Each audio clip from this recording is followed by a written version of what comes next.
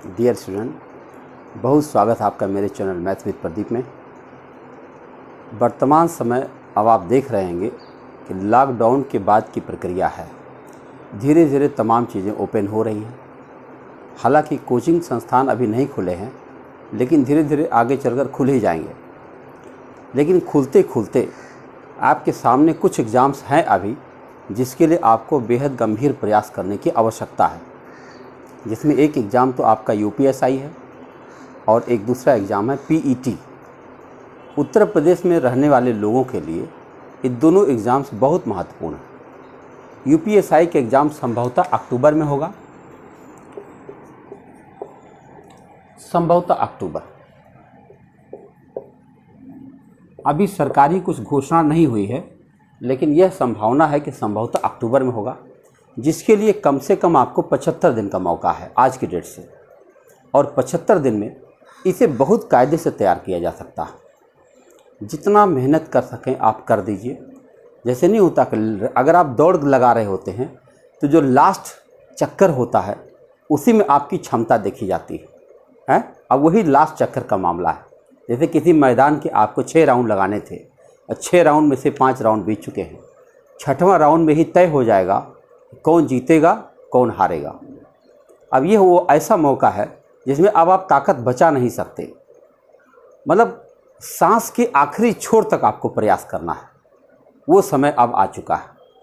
आपको करना ये है कि जो लोग इसके लिए गंभीर प्रयासरत हैं वो अपना सारा समय का मतलब खाना पीना हंसना बोलना कुछ क्षण निकाल सकते हैं आप।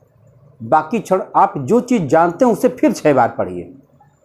जो चीज़ आप जानते हैं, देखिए एक चीज़ आप नहीं जानते हैं और एक चीज़ जानते हैं। जो जानते हैं उसको कई बार कर लें, इतनी बार कर लें कि उसमें फिर कोई गलत ना होने पाए।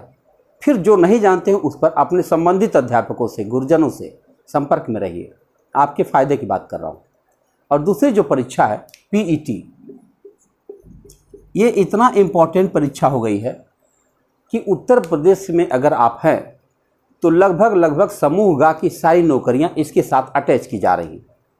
अभी तो ये प्रारंभिक परीक्षा है, एक तरह का स्क्रीनिंग टेस्ट मान लीजिए आप, जिसमें रिजल्ट भी ज़्यादा आएंगे। मान लीजिए एक लड़का इसमें सेलेक्ट नहीं हो पाया तो स्थिति ये है कि उस एक वर्ष में वो समूह ग की तमाम सारी नौकरियों से वंचित रह जाएगा। इसलिए इसे पास करना बेहद आवश्यक है। और इसका एग्ज़ाम डेट बहुत करीब है, इतना करीब है कि जिसका कुछ सोचा नहीं जा सकता है। अगस्त में इसका एग्ज़ाम है। अब अगस्त में अगर एग्ज़ाम, हालांकि सिलेबस तो इतने सारे हैं कि आपने देखा ही होगा, बहुत सारे सिलेबस है। 5-5 नंबर करके ढेर सारी बातें पूछी गई।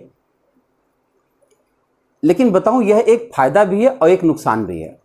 लड़का ये सोचता है कि हम इतना सारा सब्जेक्ट हमको पढ़ना पड़ेगा। लेकिन मेरे भाई एक बात सोचो, अगर इनमें से एक चीज़ आपको बहुत कम आती है तो नुकसान कितना हुआ? सिर्फ 5 क्वेश्चन का। तो फ़ायदा तो ये है कि आपको अगर मान लो एक चीज़ कम आती है तो बहुत बड़ा नुकसान नहीं होने जा रहा। जैसे सपोज़ करो आप एसएससी की तैयारी करते हैं और आपको मैथ नहीं आती, तो गया आपका पूरा 1/4 ख़त्म हो गया। हाँ, ऐसे ही रीजनिंग नहीं जानते तो 1/4 ख़त्म है। इंग्लिश नहीं जानते तो 1/4 ख़त्म है। यहाँ 1/4 नहीं ख़त्म होने जा रहा। लेकिन ध्यान रखिए, 100 क्वेश्चन आना है। कुल प्रश्न 100 रहेंगे, 100 प्रश्न और 100 अंक, ये हिसाब है। आप सब कुछ जानते हैं, आपको बस हमारा काम है कि हम सही समय पर आपको बताते रहें। ठीक है, तो 100 प्रश्न होंगे और 100 अंक होंगे। एक आकलन के अनुसार एक लड़का को पास होने के लिए कम से कम 60 अंकों की आवश्यकता हो। वैसे ज़्यादा पाए तो अच्छा है, लेकिन मैं मान के चलता हूँ, अभी कुछ बन के नहीं आया है, लेकिन मुझे लगता है चूँकि ये प्रारंभिक परीक्षा है तो 60 अंक तक पास किया जा सकता है। यानी 60 प्रश्न करना जरूरी होगा आपके लिए। अब अगर 60 प्रश्न करना जरूरी होगा, अब आते हैं सिलेबस पर। अब सिलेबस पर आएंगे तो मेरा विषय चूँकि मैथमेटिक्स है, तो मैथमेटिक्स में आप देखोगे तो 25 प्रश्न आने। बाप रे, 25 प्रश्न। अगर 60 प्रश्न पास होने के लिए आवश्यक है तो उसमें 25 प्रश्न सिर्फ मैथ के हैं, और इतनी सामान्य मैथ के हैं कि पूरे के पूरे 2500 लिए जा सकते हैं। सिलेबस आपको पता होगा, बस एक क्षण बता देता हूँ आपको। अर्थमेटिक का एक हिस्सा है, और दूसरा हिस्सा DI से है। बस 2 हिस्से खाली पढ़ने हैं और उस 2 हिस्से में पूरे 25 प्रश्न आपके हैं। 25 प्रश्न 25 अंक, लगभग आधा। 60 को जो हम लोगों ने सोच लिया है, 60 क्वेश्चन पर अगर पासिंग मार्क किया जाए और 25 क्वेश्चन सिर्फ मैथ के आ जाए तो फिर मज़े ही मज़े है कि नहीं। देखो जो अंक गणित का हिस्सा है वो क्या क्या है। एक तो है आपकी संख्या पद्धति, जिसमें पूर्ण संख्या लिखा हुआ है। ये समझ लो कि संख्या पद्धति की बात किया जा रहा है। इसके अलावा दशमलव भिन्न की बात किया जा रहा है, दशमलव भिन्न। इसके अलावा आपसे क्या बात किया जा रहा है, वर्ग वर्गमूल की बात किया जा रहा है। ये सब लेसन है। इसके बाद घात घातांक की बात किया जा रहा है।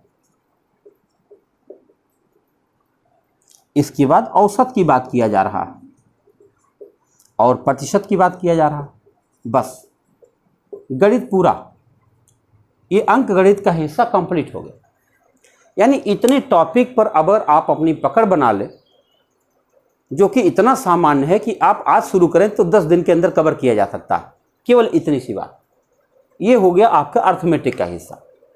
अब आते हैं, ये 5 क्वेश्चन रहेंगे, इस पर कुल 5 प्रश्न बनेंगे। 5 प्रश्न बस, मतलब लगभग 1 2 3 4 5 6 टॉपिक ही है और 5 प्रश्न है। इसका मतलब हर टॉपिक से एक प्रश्न आना ही आना है। यानी इसमें से भी अगर एक आध टॉपिक आपको कम समझ में आता है तो मान लो 1 क्वेश्चन कम मिलेगा। बस एक बात कर रहा हूँ। अब उसके बाद आइए DI का पोर्शन आता है। DI 20 अंक की है, 10 नंबर का टेबल है और 10 नंबर का ग्राफ है। सोचो आप, 10 नंबर का 10 अंक यानी 10 अंक और 10 प्रश्न है ना, प्रश्न दोनों एक ही साथ रखते हैं। 10 अंक और 10 प्रश्न रहने हैं और किसका आना है, ये टेबल का। ये टेबल क्या है भाई, सारणी बनती है। अंग्रेजी में टेबल कहते हैं और हिंदी में सारणी कहते हैं। सारणी का मतलब हुआ एक टेबल बना रहेगा और उस टेबल के अंदर ढेर सारी जानकारी भरी रहेगी और उसी जानकारी के तहत आपको ये बताना पड़ेगा कि इस वर्ष से इस वर्ष में कितने प्रतिशत वृद्धि हुई, कितने प्रतिशत कमी हुई। वही प्रतिशतता सब कुछ करेगा। प्रतिशतता और औसत, अनुपात, औसत, प्रतिशत, तीनों चीज़ जरूरत होती है। तो आपको यहाँ समय सारणी, जो यह टेबल सारणी है, इसमें आपको क्या करना पड़ेगा, ऐसे लिखा रहेगा और ऊपर केवल 5 प्रश्न रहेंगे। 5 प्रश्नों के 2 प्रश्न रहेंगे। 2 प्रश्न रहेंगे तो 10 प्रश्न बन जाएगा और 10 प्रश्न जो होंगे 10 अंक और उनके साथ 10 प्रश्न भी समझिए। तो ये रहेंगे ग्राफ से संबंधित। बस ग्राफ, ये दोनों चीज़ें आपको DI में मिल जाएंगी। डाटा इंटरप्रिटेशन कई बार आप पढ़ेंगे। डाटा इंटरप्रिटेशन में वैसे 4 चीज़ें हैं, आप जानते होंगे। पाई चार्ट होता है, दंड आरेख होता है, ग्राफ होता है और टेबल होता है। तो दोनों चीज़ों को नहीं लिखा है, उसमें लिखा नहीं है। तो एक तो पाई चार्ट नहीं लिखा है और दंड आरेख नहीं लिखा है। लिखा है ग्राफ पर 2 प्रश्न रहेंगे और टेबल पर 2 प्रश्न रहेंगे। यानी कुल 10-20 क्वेश्चन यहाँ से मिल जाएगा आपको और 5 क्वेश्चन यहाँ से मिल जाएगा। 25 क्वेश्चन का मतलब 50%। जो पासिंग मार्क हमने बताया उस पासिंग मार्क के एकदम करीब आप पहुँच गए। तो अब आप सोच सकते हैं कितने आसानी से इसे अचीव किया जा सकता है ना। बस थोड़ा सा प्रयास। तो अगर ये थोड़ा सा प्रयास आप करते हैं तो अगर आप महसूस करते हैं इस लॉकडाउन में आपने कुछ खोया है तो फिर पाने का भी मौका मिल ही गया है आपको। अब आप पा लीजिए हैं। और पाने का मतलब हुआ सब कुछ दिनों के लिए भूल जाइए, आंख बंद करिए और खाली टारगेट फिक्स करिए, टारगेट पर आगे बढ़ जाइए। हम साथ हैं आपके। बहुत बहुत धन्यवाद। मिलते हैं किसी दिन फेसबुक लाइव पर आपसे। धन्यवाद।